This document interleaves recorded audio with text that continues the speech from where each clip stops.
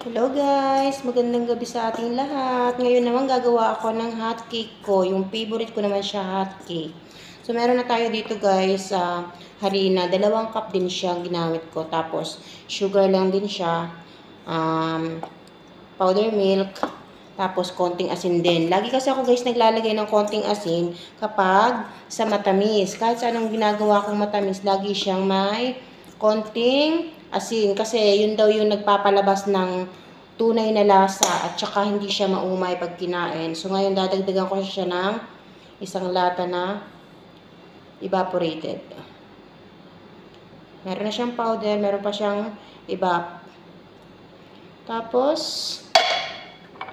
tubig. Mix lang din siya. Yan. Mix lang natin siya, guys. Mix yan, mix. Ewan ko ba bakit ba ako na-addict dito sa hot cake na ito, guys. Na-addict talaga ako sa kanya. Wala pa yung ating tubig. Nakaka-addict itong hot cake kong ito. Yan. Haluin ko lang siya.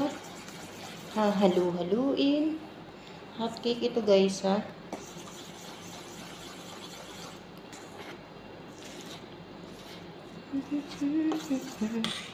Kulang pa po siya sa tubig. 2 cup na yung tubig ko ha. Kulang pa din. Lagyan pa natin. So, pa 3 cup na ito guys na tubig. Lahati lang muna nilagay ko. Nakaka-addict talaga to siyang hot cake kung ito siya.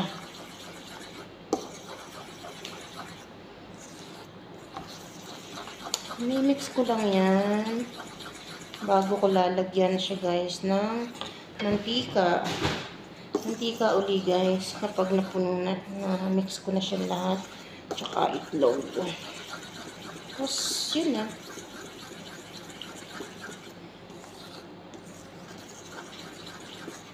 Nakaka-addict ang aking hot cake. Kasi wala akong makain siya guys. Nasa hapunan. So, magagawa ka talaga ng paraan para ka makakain. So, ito ang naisip kong paraan para ako makakain sa gabi. Eh, ngayon naman, na-addict naman ako. Kaka-addict siya. Bilis din naman kasi itong lutuin eh.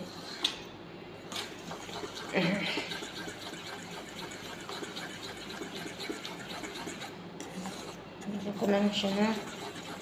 Okay na siya.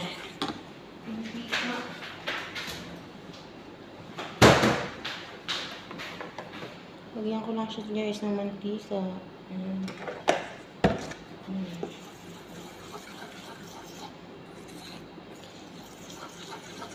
Sasabay ko na guys yung itlog.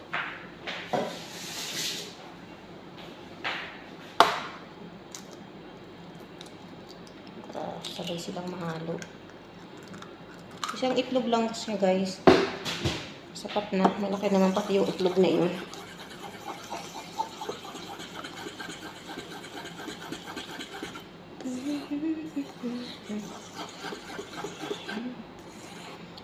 Tapos, isang puno sa ganito.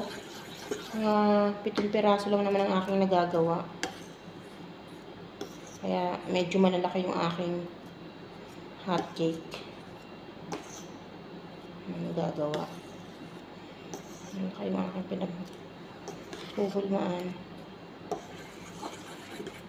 Yan, nahaluin lang. Hindi pa nahahalo ang mantika. Yung mantika niya nasa ibabaw pa. Ibig sabihin, hindi pa siya mix na maayos. Pero hindi na siya buo-buo. Lagyan ko rin siya ng konting chocolate syrups. Pampalasa. Para na din sa kanyang kulay. Yan.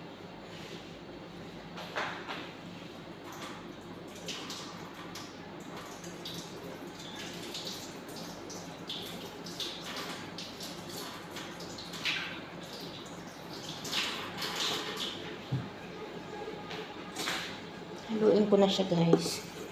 Kasi ako, guys, pag luto na yung hotcake, hindi na ako naglalagay ng asukal or ng butter sa ibabaw. Kaya, mix na lahat yung kanyang ingredients. Para kain na lang ng kain. Ayoko nang lalagyan na ng asukal sa ibabaw. Ayan. Maganda. Pag minsan din, guys, nilalagyan ko din siya ng oatmeal. Mas masarap pag may oatmeal. Kaya lang wala, kakaunti na yung oatmeal namin eh. Baka namang mahalata, maubos na. Ito yung gatas ko, guys. Kailangan kaunti-kaunti lang yung nido. Kasi paghahanapan kami. Sino daw ang gumagamit? Yung kasama ko gumagamit yun din ng nido siya. Kaya siya lang ang napapagalitan. Ay siya ang tagaluto. Ay siya lang naman ang gumagamit na nakikita. Kaya kaunti-kaunti lang din ang kuha ko sa gatas na iyon. Kumuha na ako kanina sa cookies ko. Kasi yung cookies kailangan talaga yun merong may powdered milk talaga siya. Ayan, okay na to siya, guys. Pwede na siyang iluto. Okay. Hindi na ako, guys, naglalagay ng mantika sa pan. Kasi, di ba may mantika na siya dito. Kasi pangit siya pagka may mantika pa sa kawali. Para siyang pritong itlog.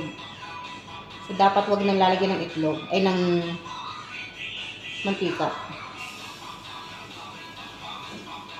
Papasayaw ako, guys.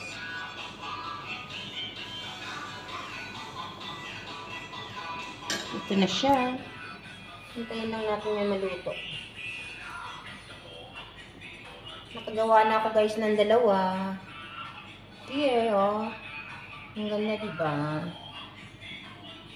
So, ayan na, guys. Tapos na tayo magluto ng ating hotcake. Ready to eat na. Tara na, guys. Kape na lang ang kulang dyan. Let's go. So, ayan na, guys. Tapos na po ang ating hotcake. Ready to eat na po yan. Thank you, guys, for watching. Please, subscribe naman po. Thumbs up na lang po. Thank you po.